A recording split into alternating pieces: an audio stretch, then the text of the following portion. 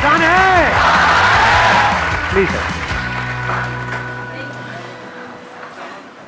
तो इस सेशन को मैं शुरू करता हूं। एक बहुत इंपॉर्टेंट एक बात जो हमको समझनी होगी इस सेशन को आगे बढ़ाने से पहले, हमारा जो भी एजुकेशन सिस्टम है या जो भी बचपन से आज तक हमारी कंडीशनिंग हुई है, वो पूरा फोकस सिर्फ एक ही चीज के ऊपर है, वो है कि पैसा कमाओ। सब एग्री करते हैं इस बात से? तो पैसा कमाने पे तो सबका फोकस है, लेकिन कुछ ऐसा है जो इससे बहुत इंपॉर्टेंट है, उस पर किसी का फोकस नहीं है। पैसा कमाने से भी ज्यादा जो इंपॉर्टेंट है वो है कि आपने कितना पैसा बचाया। इंपॉर्टेंट है या नहीं है लॉन्ग टर्म में? सपोजिंगली आपने 50,000 रुपए महीने का कमा तो लिया, लेकिन आपके खर्चे हैं 55,000 रुपए के, क्या करोगे? तो कितना आपने कमाया उससे ज्यादा इंपॉर्टेंट है आपने कितना बचाया। कितना बचाया इससे भी ज्यादा इंपॉर्टेंट है कि जो बचाया उसको किस तरीके से इन्वेस्ट किया। ये कितने लोग समझ पा रहे हैं इस बात को? बट ये हमको कहीं नहीं सिखाया जाता है। स्कूल्स में, कॉलेजेस में, घर पे भी इसकी इतनी बात नहीं होती है कि पैसे को इन्वेस्ट कैसे करना है, स्मार्टली कैसे इन्वेस्ट करना है। क्योंकि अगर आपको स्मार्टली इन्वेस्ट करना आता है और आप मान लो महीने का, मैं बहुत बड़ी बात नहीं करता, 2-3 हज़ार रुपए भी इन्वेस्ट करते रहते हो अभी से, इस एज ग्रुप से, which is around 25 years 30 years, तो आने वाले 20 साल बाद, 30 साल बाद पता है आपके अकाउंट में कितना पैसा हो सकता है अगर स्मार्टली इन्वेस्ट करते हो तो? करोड़ों रुपए हो सकते हैं। तो this topic today is extremely important, चाहे आप मेल हो चाहे फीमेल हो। और जरूरी नहीं है ये उन्हीं लोगों के लिए है जिनकी एज ग्रुप 25 साल है, 30 साल है, 35 साल है, क्योंकि इन बातों को सीखना एक्चुअल में जरूरी है at age young of age as possible. यानी अगर आपकी एज 18-19 साल, 20 साल भी है, जो लोग कैमरे पे देख रहे हैं उनको मैं बोलता हूँ, जो वीडियो में देख रहे हैं, कि अगर आपकी एज 18-19 साल है, 20 साल है, तब भी आपके लिए सेशन बहुत इंपॉर्टेंट है, इनफैक्ट ज्यादा इंपॉर्टेंट है। और मेरे को आइडिया कहाँ से आया ये सेशन करने का? मेरे एक फ्रेंड है, मेरी वैसे उनसे बातचीत हो रही, उन्होंने मेरे से पूछा कि यार मेरे पास में कुछ फंड पड़ा हुआ है, मुझे क्या करना चाहिए, उसको कहाँ इन्वेस्ट करना चाहिए, कुछ आइडियाज हैं आपके पास? नहीं, उन्होंने मुझसे पूछा, आप क्यों बीच में टांग अड़ा रहे हैं? सीधा ही म्यूचुअल फंड है। तो उन्होंने मेरे से पूछा, तो मैंने ये नहीं कहा जो इन्होंने कहा, मैंने सबसे पहले उनसे ये पूछा, मैंने कहा आपने क्या किया हुआ इस पैसे का और कितना पैसा आपने जोड़ा हुआ है? तो उन्होंने बताया मेरे अकाउंट में अराउंड 4-5 लाख रुपए पड़ा हुआ है। मैंने कहा अकाउंट में मतलब? कहते सेविंग्स अकाउंट में। And it's a huge blunder. और आप में से भी बहुत सारे लोगों के अकाउंट में पैसा पड़ा हुआ, कितने ऐसे हैं यहां पर? सेविंग अकाउंट में इंटरेस्ट कितना है पता है? 3%, 3.5%। इन्फ्लेशन कितनी है? इन्फ्लेशन पता है ना हम सबको क्या है? मान लो आज हम पेट्रोल खरीदते हैं, कितने का है पेट्रोल? कितने रुपए लीटर है? 73। ये आज से 20 साल पहले कितने का था? 20-25 रुपए का। तो 25 रुपए से बढ़ करके आज कहां हो गया है? 73 पे पहुंच गया, तो ऑलमोस्ट 3 गुना बढ़ गया है। तो अगर वो पैसा आपके सेविंग अकाउंट में पड़ा होता तो क्या वो 3 गुना बढ़ जाता? तो आप लॉस में हो।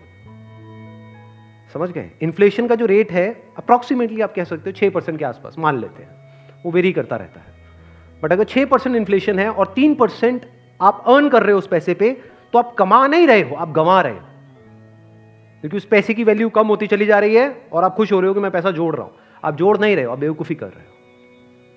तो इस तरह की कुछ चीजें हैं जो हमको सीखनी बहुत जरूरी है।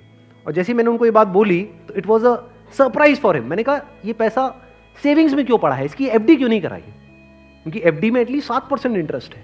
कहता मैंने कभी सोचा ही नहीं ऐसे, मेरे को किसी ने बताया ही नहीं इसके बारे में, कभी सिखाया ही नहीं। और ये कोई छोटी प्रॉब्लम नहीं, बहुत बड़ी प्रॉब्लम है। मैंने कुछ कैलकुलेशंस करी, फिर उनको मैंने बताया, मैंने कहा अगर सिर्फ इतना सा स्टेप हमने उठा लिया ना, इतना सा जो कुछ भी नहीं है, कुछ घंटे का है, कि जो सेविंग में पड़ा है उसकी एफडी करानी है। एफडी भी अलग अलग ड्यूरेशन की करा दी। कुछ जो हमको पता है कि अभी इमीडिएटली काम नहीं आना है, उसकी मान लो 3 साल की करा दी। कुछ लगता है इमीडिएटली काम आना है तो 6 महीने की एफडी करा दी। अगर इतना सा भी हमने स्टेप उठा लिया तो अगले आने वाले 20 साल बाद कितने का फर्क पड़ जाएगा? Any idea? लाखों रुपए का फर्क पड़ेगा, कम से कम 20 लाख रुपए का फर्क पड़ेगा आने वाले 20 से 25 साल में। तो मैंने कहा वो जब 20-25 लाख आएंगे, अब ये करोगे तो हो ही आप, जो मैंने बताया है, तो उसमें से कुछ थोड़ा इधर भी दे देना भाई। आपने कितना पैसा कमाया उससे इंपॉर्टेंट क्या है? कितना बचाया। अब पैसे को बचाते कैसे हैं? पैसे को बचाना मतलब हम क्या समझते हैं? खर्चे कम करो, बस ये तो हमको समझ आता है कि सब्जी वाले से लड़ते रहो, रिक्शे वाला 10 रुपए नहीं भैया 8 रुपए ही दूंगी मैं, तो बचा लो 2 रुपए। इसकी मैं बात नहीं कर रहा हूं, मैं बात कर रहा हूं थोड़ी बड़ी गेम की, जहां पे हम कुछ बेवकूफ़ों वाले स्टेप्स उठाते हैं और अपना करोड़ों का नुकसान कर बैठते हैं। मैं 2-3 रुपए की, 5 रुपए की बात नहीं कर रहा हूं। जो आज देखने में हजारों लग रहे हैं वो आने वाले टाइम के करोड़ों हैं। याद रखना मेरी इस बात को। हजारों लाखों बन जाते हैं कुछ साल बाद और लाखों करोड़ों बन जाते हैं कुछ साल बाद, अगर हमने स्मार्टली इन्वेस्ट किया तो। अब बताता हूं आपको एक बहुत बड़ी गलती जो हम सब कर रहे हैं। आप में से कितनों ने इंश्योरेंस कराई हुई है? कौन सी इंश्योरेंस कराई हुई है? कितनों ने एंडोमेंट वाली कराई हुई है? कितनों को तो, एक मिनट, जिन्होंने इंश्योरेंस कराई हुई है कितनों को पता ही नहीं उन्होंने कौन सी कराई हुई है? करो, हाथ ऊपर करो। अरे वाह, वाह जी वाह। कितने हैं जिन्होंने एंडोमेंट कराई हुई है? एंडोमेंट पता है क्या होती है? कि आपने हर साल का इतना एक एक्स अमाउंट दिया, मानो 20-30 हज़ार रुपए दिया, और 10 साल बाद, 20 साल बाद आपको इतने लाख रुपए मिल जाएगा। उसको एंडोमेंट बोलते हैं। वही कराई इसमें, हाँ वही कराई है सर।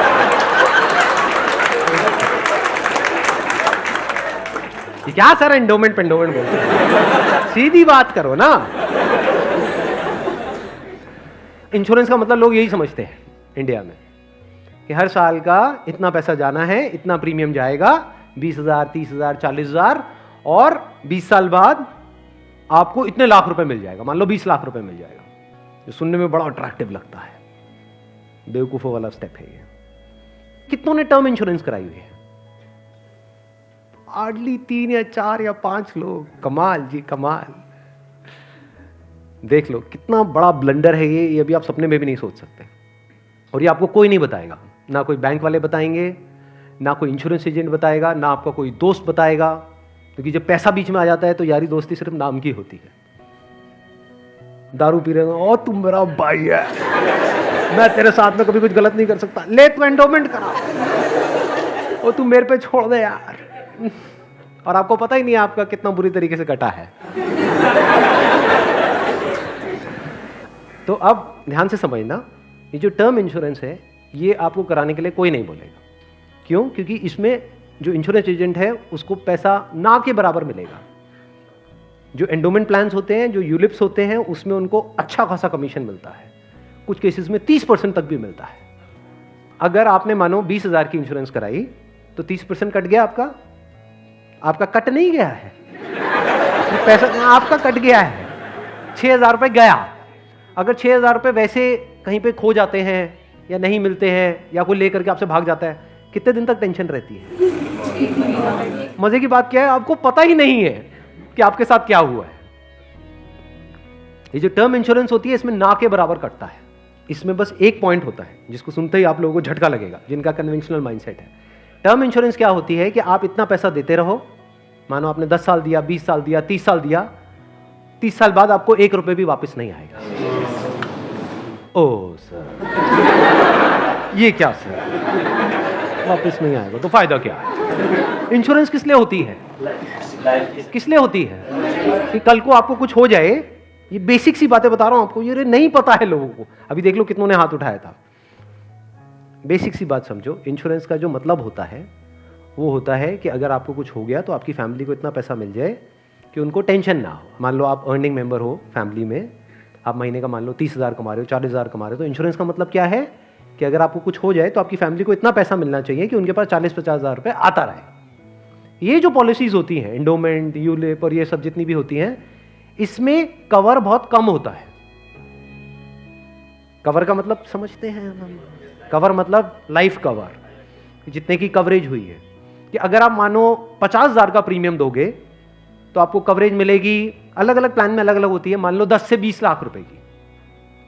मान लो अगर आपको 20 लाख रुपए मिल भी गया आपकी फैमिली को आपके जाने के बाद में, अगर आप साल का 50,000 दे रहे हो तो इसका मतलब अच्छा खासा कमा रहे हो। मान लो लाख रुपए महीने का कमा रहे हो, तो क्या उस 20 लाख रुपए में आपकी सारी जो भी फैमिली की प्रॉब्लम्स है वो सारी सॉल्व हो जाएगी? तो करा क्यों रहे हो ऐसी इंश्योरेंस? बस लालच, कितने साल बाद इतना पैसा मिलेगा? 20 लाख को अगर आपकी फैमिली आपके जाने के बाद में बैंक में रखती है, वहां से कितना इंटरेस्ट आएगा? मान लो 7% भी आ जाता है। 7% कितना होता है? 1,40,000, 20 लाख पे महीने का कितना हुआ? 12,000 रुपये महीना। चलो 1 लाख भी हटा देते हैं। अगर आपकी सैलरी 50,000 थी तो क्या 12,000 रुपये महीना बहुत है आपके लिए, आपकी वाइफ के लिए, आपके बच्चों के लिए, आपके मदर फादर के लिए, सबके लिए बहुत है? बिल्कुल। तो फिर ऐसी इंश्योरेंस हम क्यों कराते हैं? क्योंकि हम इन चीजों में कभी दिमाग ही नहीं लगाते हैं। कोई और हमारे लिए दिमाग लगा रहा होता है, कोई एजेंट या फिर बैंक वाले फोर्स कर रहे होते हैं। आजकल ये नया ट्रेंड चल गया है कि आपके बैंक अकाउंट में थोड़ा सा भी पैसा पड़ा होगा तो बैंक से फोन आ जाएगा। हो रहा है ऐसा है? नहीं हो रहा है कि क्यों रखा हुआ है, ये करा लो ना, वो करा लो ना। अब वो क्या करवाने को बोलेंगे आपको, जिसमें आपका फायदा है, जिसमें उनका फायदा है। इस बेसिक सी चीज को समझ लो। तो टर्म इंश्योरेंस के लिए आपको कोई नहीं बोलने वाला। उल्टा अगर आप बोलोगे तो वो लोग मना ही करेंगे, आपको कहेंगे इसमें मिलना तो है नहीं, फायदा क्या है। अब टर्म इंश्योरेंस का फायदा समझो। यहां पे आपने एंडोमेंट में, यूलिप में कितना दिया? 50,000 साल का, और मिला कितना? कवर कितने का है? 20 लाख का मैक्सिमम। कई कई केसेस ऐसे भी हैं जहां पे 50,000 आपने दिया और 10 लाख का कवर है, और 10 लाख रुपए कुछ भी नहीं है अगर कुछ आपको हो जाता है तो। अब वहां पर क्या है? 10,000 रुपए आप देते हो साल का, और कवर कितना है? 1 crore. 1 crore approximately, depends upon the age. But 1 crore का आपको कवर मिला। 10,000 रुपए आपने साल का दिया, 1 करोड़ अगर उन्होंने बैंक में भी रखा तो कितना आया? 60,000 महीने। 7 लाख रुपए साल का आया। महीने का कितना हुआ? अराउंड 60,000। बहुत है। अगर आप 50,000 रुपए कमा रहे हो, बल्कि 10,000 ज्यादा दे दिए। अगर आप मैं वही बोलने ही वाला था कि अगर आप जरूरत से ज्यादा लड़ते हो घर में तो आपके घर वाले खुश होंगे। चलो एक काम तो अच्छा किया जिंदगी में।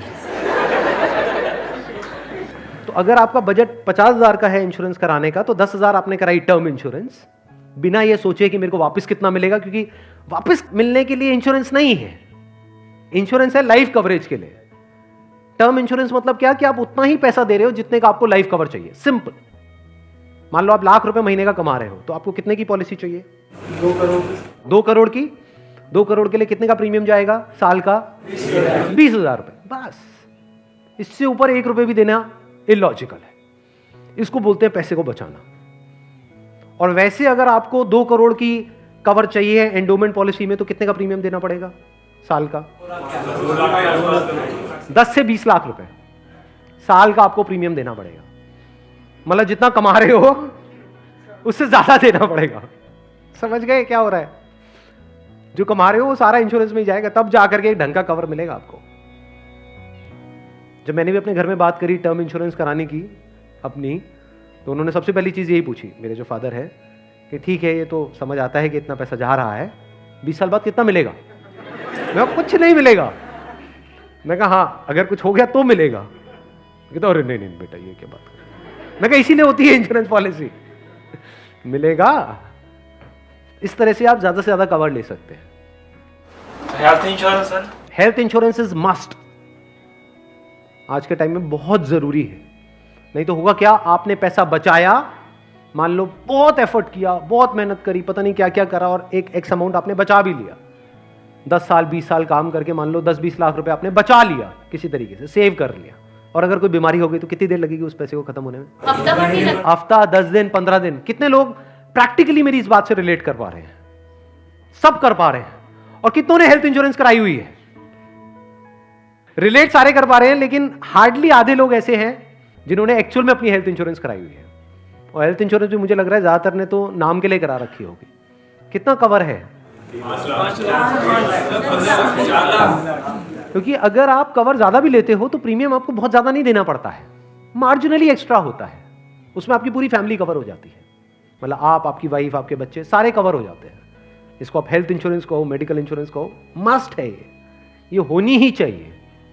ज्यादातर ऐसे केसेस में क्या होता है, जिन्होंने कोई हेल्थ इंश्योरेंस अपनी नहीं कराई होती है, क्योंकि अब छोड़ तो सकते नहीं उस पर्सन को जो हमारे साथ में है, या खुद अगर कुछ हो गया तो अब अपने आप को ये तो नहीं कह सकते कि हाँ मरते हैं।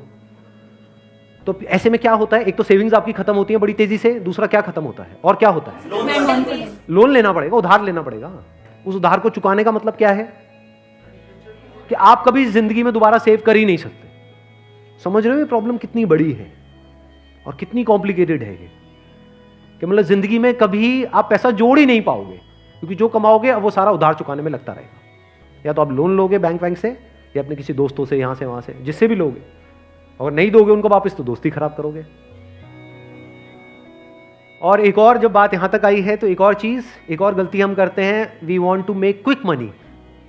उससे हमेशा बच करके रहो। जहाँ भी क्विक मनी की बात हो रही हो, भैया इतना पैसा लगा दो, इतने टाइम में इतना पैसा मिल जाएगा, ये हो जाएगा वो हो जाएगा, वहाँ से भाग जाओ, उल्टे हो जाओ और भाग जाओ वहाँ से, रुकना मत गलती से भी। ऐसी बहुत सारी स्कीम चल रही हैं मार्केट में, अनलिमिटेड, और करोड़ों लोगों ने अपने पैसे गंवाए हैं इन चक्करों में। अब आते हैं एक दूसरे एस्पेक्ट पे कि चलो हमने स्मार्टली पैसे को जोड़ा। कब जोड़ा? जब फालतू की जगह पे हमने पैसे को ब्लॉक नहीं किया। जैसे अगर आपने कोई एंडोमेंट प्लान ले लिया इंश्योरेंस का, जहां पे आपका साल का 50,000 रुपये जा रहा है, तो 50,000 रुपये तो आपका ब्लॉक हो गया अगले 20 साल के लिए। समझ गए ना? तो हमने वहां पे स्मार्टली प्ले किया, टर्म इंश्योरेंस कराई, वहां से पैसा बचाया। तो अभी जो पैसा बचा, इसका हम क्या करें? क्या सेविंग अकाउंट्स में पड़ा रहने दें? No use. वो आपका पैसा बढ़ नहीं रहा है, एक्चुअल में कम हो रहा है। वहां पे जो आपके पैसे पड़े हुए हैं वो 10 साल बाद और कम हो जाएगी उसकी वैल्यू। तो करना क्या चाहिए? इतना पैसा जितना आपको लगता है कि यार मेरे को इमीडिएटली जरूरत पड़ सकती है, वो कितना है? जितना आपके महीने के खर्चे हैं, इंटू 6 कर दो। वो पैसा है जो आपको कभी भी जरूरत पड़ सकती है। तो उस पैसे की आपने एक 6 महीने की एफडी करा दी। और एक बहुत अच्छा ऑप्शन अवेलेबल है हमारे पास में, वो है म्यूचुअल फंड्स। म्यूचुअल फंड्स पता है सबको क्या है?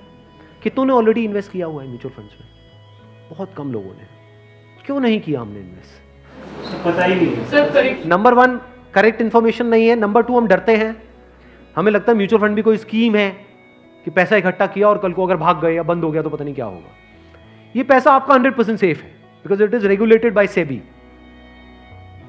तो यहां पे डरने की जरूरत नहीं है कि मेरा पैसा चला जाएगा, बस हमको यहां पे स्मार्टली प्ले करना पड़ेगा। So what we need to do is, एक तो आपने अपने 6 महीने का जो अपना कॉर्पस है उसको अलग कर दिया, यानी जो पैसा आपको चाहिएगा उसकी आपने एफडी करा दी, इंश्योरेंस वगैरह को प्लान कर लिया अच्छे से। फिर जो पैसा आपका बचा उसमें आप इन्वेस्ट कर सकते हो through SIP, systematic investment plan. It is an excellent option. Never try to get into stocks directly अगर आपको बहुत ही डीप नॉलेज नहीं है शेयर मार्केट की तो। हाँ, you are qualified in that और आपका काम ही वही है, तब तो ठीक है। बट किसी की सलाह सुनी कि यार, या कोई कहानियां सुनी कि ये शेयर पहले इतने का था अब इतने का हो गया, सुनी होंगी ऐसी कहानियां। Never invest in stocks directly, क्योंकि कुछ नहीं पता कि वो कंपनी का क्या होने वाला है। हो सकता है आपका 100 रुपये आपने पूरा जो भी आपने जोड़ा या 1 लाख रुपए आपने जोड़ा और किसी के एडवाइस पे आपने उठा करके लगा दिया, वो 1 लाख रुपए 10,000 भी रह सकता है कुछ टाइम के अंदर अंदर, पता भी नहीं लगेगा। कहते हैं ना, never put all your eggs in the same basket, in one basket. तो अब करें क्या? क्योंकि अब प्रॉब्लम क्या है, इन्फ्लेशन अगर है 6% का और एफडी में आपको मिल रहा है 7%, तो अल्टीमेटली आप कितना कमा रहे हो? 1%। 1% से क्या होगा? करोड़पति बन जाओगे? इम्पॉसिबल। तो आप क्या कर सकते हो, अपना आधा पैसा सेफ जगह पर रखो। सेफ जगह क्या है? एफडी हो गया। एफडी में भी एक और चीज है जो बहुत लोगों को नहीं पता है। वो क्या है कि ऐसे, एक तो है बैंक में आप एफडी कराते हो, एक है कुछ कंपनीज है जो क्रिसिल से या इकरा से, ऐसे ये कुछ ऑर्गेनाइजेशंस हैं, वहां से AAA रेटेड है। AAA रेटेड का मतलब होता है highly secure, as secure as a bank. वहां पर अगर आप एफडी कराते हो तो आपको 9% तक का इंटरेस्ट मिल जाता है। ये जो सुनने में लगता है ना 7% और 9%, ये अभी छोटा लगता है, लेकिन आने वाले 20 साल बाद इसकी कितनी बड़ी अमाउंट होती है अगर आप कंपाउंडिंग को बीच में ले आओ, that you can't even think in the wildest of your dreams. Compounding कितने लोगों को पता है? बहुत कम को। देखो, कंपाउंडिंग मतलब होता है जो हमको इंटरेस्ट मिलता है हमारे पैसे पे, जहां भी हम इन्वेस्ट करते हैं उस इंटरेस्ट पे भी तो इंटरेस्ट मिलता है ना। मान लो आपने 100 रुपए इन्वेस्ट किया, 1 साल बाद 20% की रिटर्न आई, तो अगले साल 120 पे 20% मिलेगा। कितना हो गया? 144। उसके अगले साल 144 पे 20% मिलेगा, 100 पे नहीं मिलेगा। और जब इसको आप इस तरीके से देखते चले जाओगे तो ये फिगर देखने में छोटी लगेगी, शुरू छोटे से होएगी, शुरू होएगी 2-3 हजार 5 हजार से, ये करोड़ों में पहुंचने में देर नहीं लगेगी। मतलब हर महीने का मैं कंजर्वेटिव भी पकड़ता हूं, अगर 2-3 हजार रुपए भी हम सेव करते हैं, उसको स्मार्टली इन्वेस्ट करते हैं, इतना सा सीख जाते हैं, तो बहुत बड़ा डिफरेंस आ जाएगा हमारी लाइफ में आने वाले कुछ साल बाद। Huge difference. तो आपको दिमाग ये लगाना है कि लॉन्ग टर्म में बेस्ट पॉसिबल ऑप्शंस क्या क्या अवेलेबल है। जैसे आप में से कितने हैं जो मैरिड हैं और जिनकी कोई डॉटर है? तो एक गवर्नमेंट की तरफ से एक स्कीम है सुकन्या योजना करके, सुना है इसके बारे में? That is an excellent investment option. Government की तरफ से सब्सिडाइज्ड है वो, तो वहां पे आप एक्सपेक्ट कर सकते हो 9% की रिटर्न जो गवर्नमेंट की तरफ से मिल रही है आपको, और हर साल का आपके ऊपर है आपको कितना इन्वेस्ट करना है।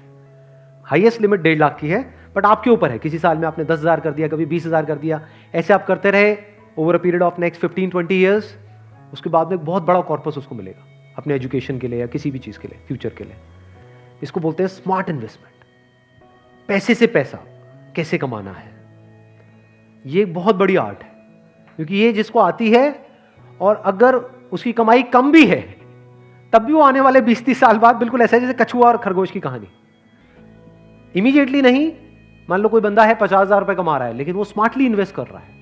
दूसरी तरफ से कोई बंदा है जो 1 लाख रुपए महीने का कमा रहा है, लेकिन ना तो ढंग से पैसा बचा रहा है ना समझदारी से इन्वेस्ट कर रहा है, तो आने वाले 20-30 साल बाद ये जो 50,000 वाला है ये उससे बहुत आगे होगा, ये करोड़ों में होगा, और उस बंदे के हाथ में कुछ भी नहीं होगा। वो हो सकता है डेट में होगा, मतलब उसके ऊपर कर्जा होगा, और ये बंदा ऐसा होगा जो कर्जा देने लायक पोजीशन में होगा। ऐसा भी हो सकता है, ये अगर हम बेसिक से फंडों को समझते चले जाएं तो अब ध्यान से समझना। अब यहां पर हम कहां तक पहुंच गए थे? SIP is an excellent option.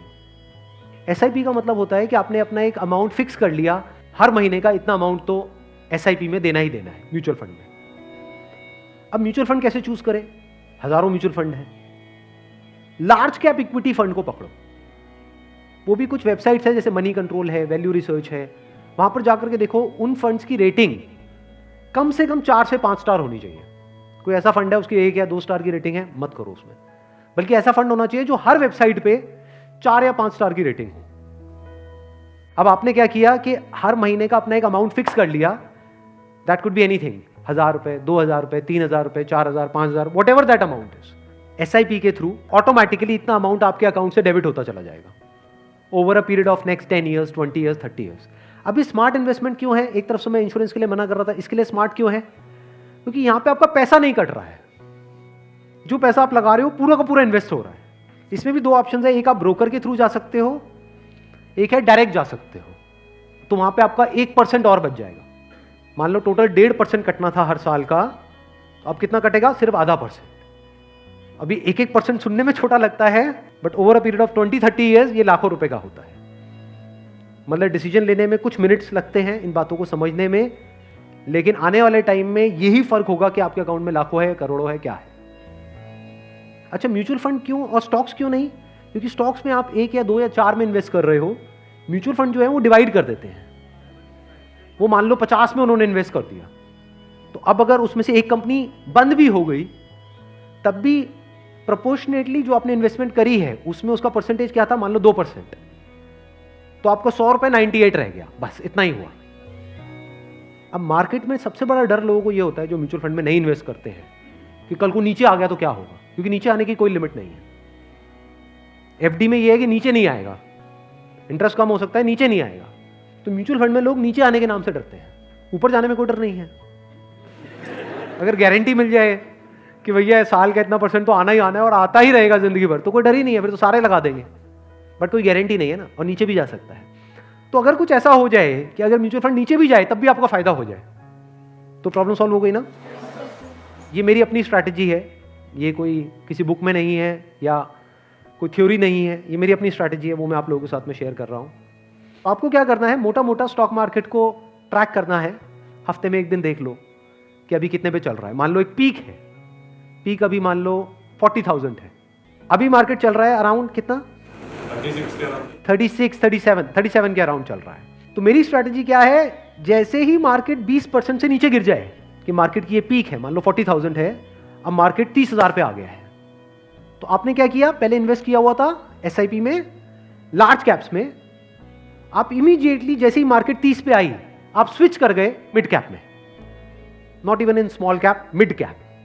अब ऐसा क्यों किया? क्योंकि जब मार्केट 20% टूटेगा, सेंसेक्स का मतलब लार्ज कैप्स जो बड़ी कंपनीज हैं, जब मार्केट 20% टूटेगा यानी बड़ी कंपनीज के जो शेयर्स हैं वो 20% से टूटेंगे, तो जो छोटी कंपनीज हैं उनके शेयर्स 50 से 60%, 70% तक टूट जाएंगे। तो जब वो 60% टूटा तो 100 की चीज आपको कितने में मिल गई? 50 में या 40 में। तो जब मार्केट नीचे भी गया तो आपका फायदा हो रहा है। ये स्ट्रैटेजी समझ आ गई? वापस से जैसे ही मार्केट जो भी लास्ट उसकी पीक थी, मान लो 40,000, उससे 20% ऊपर गया तो मिड कैप से आप स्विच कर गए वापस से लार्ज कैप में। ये स्ट्रैटेजी जो है ये मैंने सीखी है वॉरेन बफे से। उनका जो बेसिक सा फंडा है, मतलब अगर एक लाइन के अंदर बोला जाए, वो क्या है कि जब मार्केट बहुत ज्यादा ग्रीडी हो तो डरो, और जब मार्केट डरा हुआ है तो ग्रीडी हो जाओ। बेसिक सा फंडा है। मतलब जब सब डरे हुए हैं तो थोड़े से लालची हो जाओ, और जब सब लालची हो रहे हैं, मतलब मार्केट ऊपर भाग रहा है, तो डरने लग जाओ। तो लार्ज कैप में डर कम है, मिड कैप में डर ज्यादा है। तो जैसे ही मार्केट नीचे जाएगा मिड कैप को सब छोड़ देंगे, उस वक्त आप उसको पकड़ लोगे। तो अब चाहे मार्केट ऊपर उठे तब भी आपका फायदा है, नीचे गिरे तब भी आपका फायदा है। आप वेट कर रहे हो, मैं आज एक्चुअल में वेट कर रहा हूं। लोग हैं डरते हैं, जो म्यूचुअल फंड में इन्वेस्ट करते हैं, स्टॉक्स में इन्वेस्ट करते हैं, लोग डरते हैं कि मार्केट नीचे ना आ जाए, मार्केट ऊपर जाए। मैं वेट कर रहा हूं, जाए तो सही नीचे। समझ गए? क्योंकि लार्ज कैप टूटेगा 20%, तो मिड कैप टूट जाएगा 60%। तो मेरा 100 रुपए लगा हुआ था तो 80 रह जाएगा, उस 80 को उठा करके मैं मिड कैप में डाल दूंगा, फिर आराम से बैठ जाऊंगा कुछ सालों के लिए। जैसे ही मार्केट ऊपर जाएगा, मतलब लोग लालच से तड़प रहे हैं, तब जैसे ही 20% ऊपर गया, मान लो 48,000 पे गया, मिड कैप से हट करके मैं आ जाऊंगा लार्ज कैप में, वापस से सेफ हो गया। अब जो नया पीक बन गया वो क्या बन गया? 48,000। आज की रेट में क्या है? 40,000। अब 48,000 पे 2020 चलेगा। आ गया गेम समझ में? तो यहां से आप पीसफुल हो, नहीं तो लोग डरे ही रहते हैं, म्यूचुअल फंड के नाम से डरते हैं। क्यों डरते हैं? अरे कम हो रहा है, कम हो रहा है, कम हो रहा है। कम हो रहा है तो बढ़िया है, तब भी आपका फायदा है, और बढ़ रहा है तो फायदा है ही है।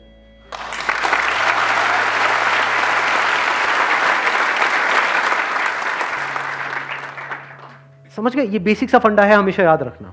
मतलब मासिस की जो साइकी है उससे आप कुछ अलग करोगे तभी आपके साथ कुछ अलग होगा, नहीं तो पूरी मार्केट रो रही होगी, आप भी बैठ करके रो रहे होंगे। अरे टूट गया, टूट गया, टूट गया, टूट गया, अरे गिर गया, गिर गया, गिर गया, गिर गया, मैं बर्बाद हो गया, मैं बर्बाद। बर्बादी में भी आपका जश्न होगा अगर इस तरह से आप समझ पा रहे हो तो। Thank you so much.